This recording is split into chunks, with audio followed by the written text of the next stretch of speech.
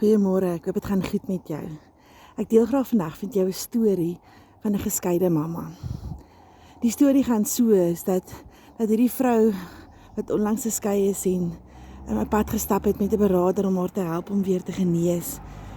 Is die Desember na haar egskeiding, is sy alleen in haar huis, 'n dubbelverdieping huis en dis 'n moeilike Desember. Haar kinders is by haar eksman en haar hart is seer en haar hart en haar lewe voel stikkend.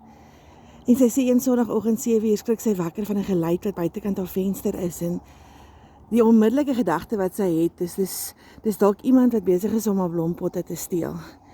En sy kyk by die venster uit, spring van uit haar bed uit, kyk by die venster uit en sy sien niks nie. Maar sy sê iets sê vir haar en dit in haar woorde dit voel of dit 'n engel was.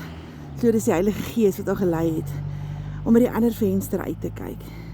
En sy sê toe sy by die ander venster uitkyk, toe daar op die vloer lê daar 'n eysterkruisie.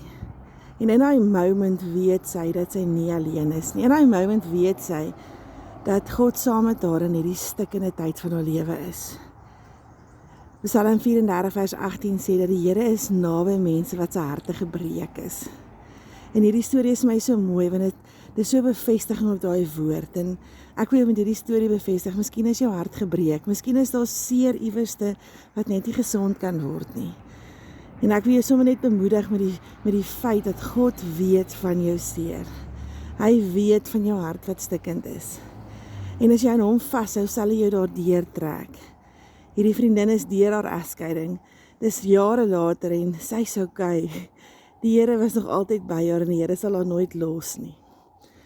Mag jy vashou in die wete dat maak nie saak waar jy gaan nie, God het jou. Ek hoop jy het 'n lekker dagie.